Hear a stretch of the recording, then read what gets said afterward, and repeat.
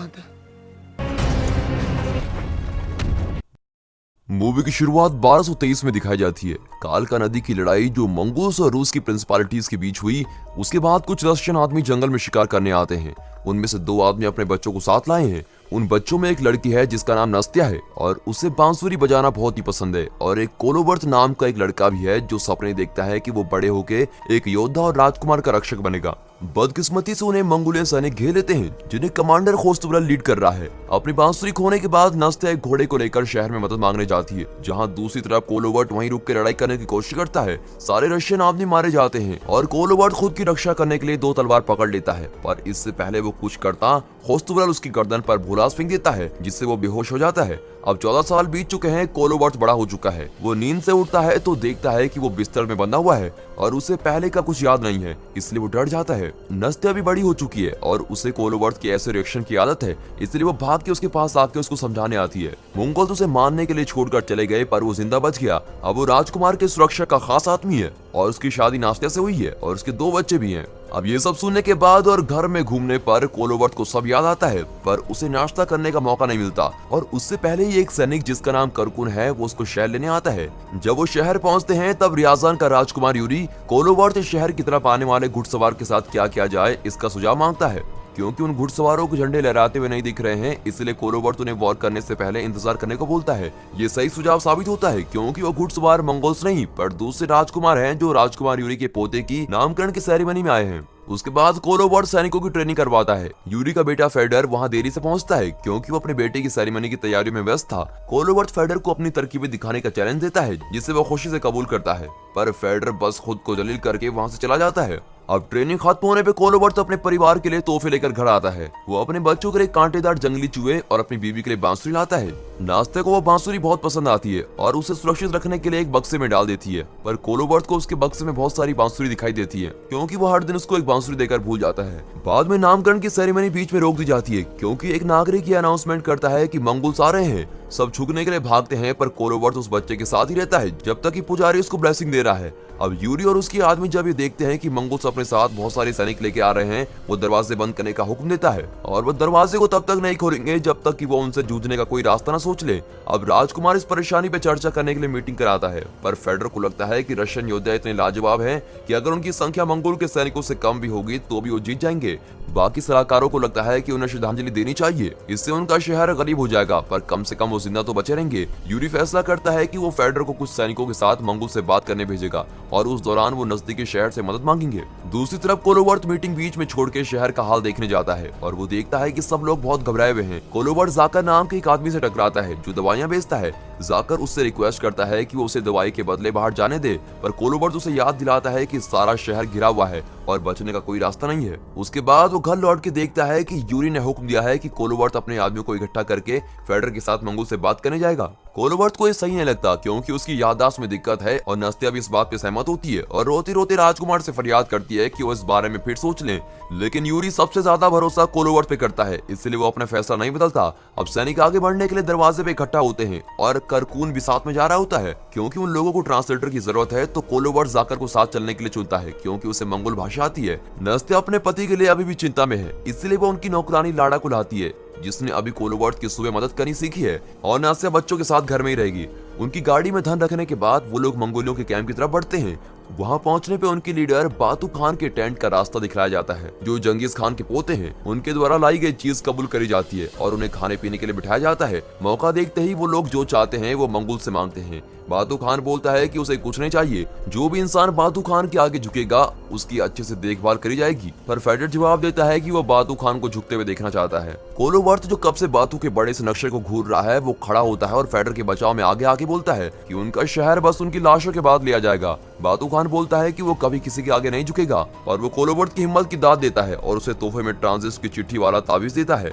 इस चिट्ठी से एक इंसान दुश्मन की सीमा में बिना वार किए और वार खाई जा सकता है। पर खान पान का लुत्फ उठाते हुए बातू खान उन्हें छोटा सा शो दिखाता है। ये मंगूस द्वारा साजिश होती है ताकि वो रशियन का ध्यान भटका सके और उन्हें घेर ले, पर ये प्लान काम नहीं करता। रशियन नौकरों ने टेबल संभाला है और वो मंगूस को आते देखकर बिल्कुल सही समय पे अपने देशवासियों को सतर्क कर देते हैं। लड़ाई शुरू हो जाती है और कोलोबर्ट नौकर और बाकी सबको टेंट से बाहर ले जाता है और रास्ते में आने वाले सैनिकों को चीरते हैं ताकि कुछ घोड़े चुराकर जंगल में भाग सके। लेकिन फेडर को तीर लग जाता है और वो वहीं रुकने का फैसला करता है ताकि उसके दोस्तों को भागने का समय मिल जाए, पर वो खोस्त्रबोल द्वारा मारा जाता है। बातू खान फैसला करता है कि उनके पीछे भागने का कोई फायदा नहीं है और वो सबको जंग के लिए तैयार होने का हुक्म देता है। कुछ घंटे बाद कोलोबर्ट और उसके साथियों को बर्फ के तूफान के कारण जंगल को पार करने में दिक्कत होती है। अचानक से एक बड़ा सा भालू उनकी तरफ आता है, पर वो अटैक नहीं करता क्योंकि वो एक रशियन साथी नेस्टर के कंट्रोल में है। अब नेस्टर उन्हें एक बड़ी गुफा में आराम करने ले जाता है जहां वो तूफान रुकने के इंतजार करते हैं, लेकिन कोलोबर्ट आराम करने से इनकार करता है और नेस्टर से दवाई मांगता है जिससे वो उठा रहेगा और अपनी यादों से परेशान नहीं होगा। पर नेस्टर ऐसी दवाई बनाने से मना कर देता है क्योंकि उसके ख्याल से हर सुबह बिना किसी याद के उठना एक किस्मत की बात है जिसके कारण इंसान अपनी जिंदगी नए सिरे से शुरू करता है। कोलोबर्ट आग के सामने बैठ के जगह रहने की पूरी कोशिश करता है। उसे याद आता है जो नक्शा उसने टेंट में देखा था वो उसे अभी भी याद है, इसलिए वो उसको भूलने से पहले उसे लिख लेता है। मौसम के शांत होते ही वो सब नेस्टर को गुफा में अकेला छोड़कर चले जाते हैं, लेकिन जब तक वो रैजान लौटते हैं काफी देर हो चुकी है। मंगोल ने शहर तबाह कर दिया है, ज्यादातर इमारतें बड़ी गुलेल से तोड़ दी गई हैं। मेन घंटी अपनी रस्सी से गिर गई है। तीरंदाजों ने यूरी को मार दिया है। फेडर की बीवी पकड़े जाने के डर से अपने बच्चे के साथ कूद गई और नस्ते अपने बच्चों के साथ घर में ही रही जिसमें आग लग गई और वो जल के मर गए। अपने घर की राख से जब कोलोबर्ट को बांसुरी मिलती है जिसे उसने खुद खरीदा था, तब वो अपने आदमियों को इकट्ठा करता है और दोबारा घंटी खड़ा करता है ताकि अगर कोई भी जीवित बचा हो तो वो बाहर आ जाएंगे। ज्यादा लोग नहीं बचे हैं और बचने वालों में ज्यादा बच्चे हैं। अचानक से कोई बोलता है कि मंगोल बचे हुए लोगों को भी खत्म करने आ रहे हैं। तब कोलोबर्ट जल्दी से तरकीब बनाता है। सब लोग छुप जाते हैं, पर वो घंटी के नीचे रुककर मंगूस द्वारा पकड़े जाने का नाटक करते हैं। पर जैसे ही मंगूस पास आते हैं वो उन पे हमला कर देते हैं। कोलोबर्ट जो एक समय पे 2 तलवारों से वार करता है वो बहुत अच्छा साबित होता है और इससे वो चुटकियों में बहुत दुश्मनों को मार देता है। जब वो दुश्मनों की संख्या कम करता है उसके आदमी बाहर आते हैं और उसके बचे हुए दुश्मनों को खत्म करने में मदद करते हैं। लड़ाई खत्म होने पे कोलोबर्ट एक तरकीब लगाता है। वो 3 दूत को पड़ोसी शहर में चेतावनी देने और मदद मांगने भेजता है और बच्चों को नेस्टर की गुफा में भेजता है। कोलोबर्ट और सैनिक भीड़ का ध्यान अपने ऊपर रखने की तरकीब सोच रहे हैं। किस्मत से ज़कार को एक ख्याल आता है। वो एक खास पोशन बनाता है और उसे उस पानी में मिला देता है जिसे मंगोल पी रहे हैं, जिससे वो सब बीमार हो जाएंगे। ये पक्का करने के लिए कि मंगोल को उनका संदेश मिले, कोलोबर्ट ट्रांजिस की चिट्ठी का एक हिस्सा फाड़ देता है और खोस्त्रवल के टेंट पे तीर मारता है। पानी का बदला लेने के लिए कमांडर कुछ सैनिकों को कोलोबर्ट के पीछे भेजता है, पर यह सारा एक जाल होता है। रशियन सैनिक उनका इंतजार कर रहे हैं और वो आसानी से उन्हें तीर से मार देते हैं। जब वो सुरक्षित होते हैं, कोलोबर्ट 3 दिन से न सोने के कारण और नहीं जाग पाता और सो जाता है। जब उनका ग्रुप कैंप लगा रहा होता है, लाड़ा कोलोबर्ट को पेट से बांध के सोते हुए देखती है और दुआ करती है कि कोलोबर्ट को उससे प्यार हो जाए। जब रात होती है, लाड़ा कोलोबर्ट को खाना खाने के लिए उठाती है, लेकिन वो कोलोबर्ट को सब बताने से पहले उसके जोड़ खोल देती है, जिस वजह से वो अपने दोस्तों पे हमला कर देता है। अब उसको रोकने के लिए काफी लोग आते हैं और करकून के शब्द सुन के कोलोबर्ट होश में आता है। फिर कोलोबर्ट अपने सैनिक भाइयों से माफी मांगता है और रोती हुई लाड़ा को चुप करवाता है। दूसरी तरफ 2 सैनिक सुरक्षित वहां से निकल के पड़ोसी शहर में पहुंच जाते हैं, लेकिन जब वो उन राजकुमारों से मदद मांगते हैं तो वो उन्हें साफ इंकार कर देते हैं, ये बोलकर कि उन्हें अपने घर बचाने हैं और ये सब में नहीं पड़ना है। तीसरे दूत को चोट लग जाती है जिसकी वजह से घोड़े पे बैठा बैठा बेहोश हो जाता है और वो जानवर रास्ता भूलकर गलत रास्ते पे चला जाता है।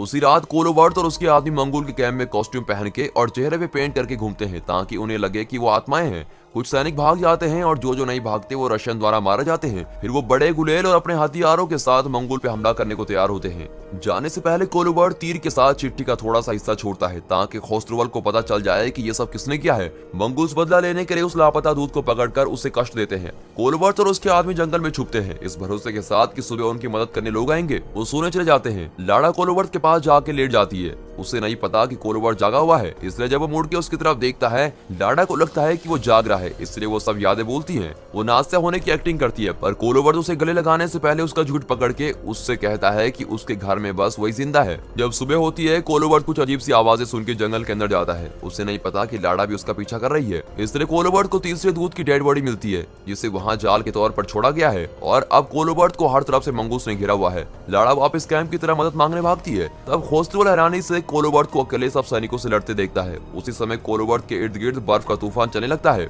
कमांडर उसे अपने भूल से रोकने की कोशिश करता है, जैसे सालों पहले किया था, पर इस बार कोलोबर्ट उन्हें अपनी तलवार से रोक देता है। जैसे ही तूफान और बढ़ता है, नेस्टर और भालू वहां आके काफी मंगूस को मार देते हैं और बचे हुए लोगों को डराकर भगा देते हैं।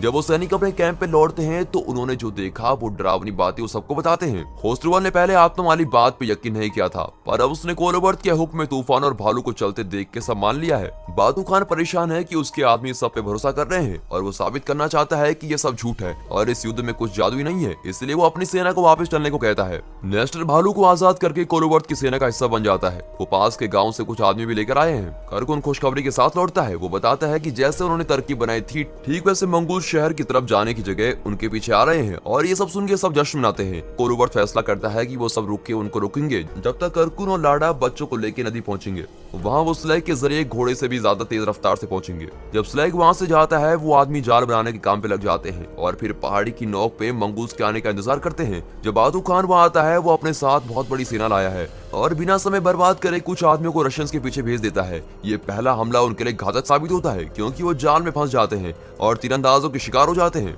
जो उनका पहाड़ी पे चढ़ना मुश्किल कर देते हैं। दूसरी तरफ करकुन को सड़क बंद मिलती है, तो वो घोड़े को आजाद करके लाडा और बच्चों को स्लैग को धक्का लगाने में मदद मांगता है। पहाड़ी पे हो रही जंग छिड़ी रहती है। मंगूस भी अपने तीर मारते हैं और कुछ रशियंस को मारने के बाद वो पहाड़ी पे चढ़ना शुरू करते हैं और कोलोबर्ट के आदमियों से हाथापाई में लड़ते हैं। नेस्टर और जकार मर जाते हैं और होस्टरवन उनके प्रमुख से लड़ने आता है, पर कोलोबर्ट बहुत आसानी से उसे 2 तलवारों के कट से मार देता है। मंगूस की संख्या अभी भी उनसे ज्यादा है, इसलिए रशियन सैनिक एक एक करके गिर रहे होते हैं, पर उन्होंने करकुन की नदी तक पहुंचने तक पहाड़ी की नोक को बचाया हुआ है। लेकिन करकुन को थोड़ी परेशानी होती है। सेल को जिस गांठ से बांधा हुआ है वो बर्फ से जमी हुई है और वहां आग नहीं है। फिर लाड़ा बच्चों की मदद से रस्सी को खोल देती है और सेल चलने को तैयार हो जाती है। अब वो आराम से भाग सकते हैं। कोलोबर्ट के पास बस कुछ आदमी बचे हैं और वो बचे हुए मंगूस को पहाड़ी की नोक पे हराकर अपना झंडा लहराता है। बातू खान को बहुत गुस्सा आता है और वो अपने दूत को पता करने भेजता है कि रशियंस क्या चाहते हैं, पर कोलोबर्ट उन्हें वही बातें बोलता है जो उन्हें कुछ दिन पहले सुनने को मिली थी। बातू खान बहुत गुस्से में अपने आदमियों को बड़ी गुलेल से फायर करने का हुक्म देता है। कोलोबर्ट स्लैग को नदी में देखता है और बचे हुए लोगों के भागने का जश्न मनाता है, पर तभी पत्थर लगने से वो बेहोश हो जाता है।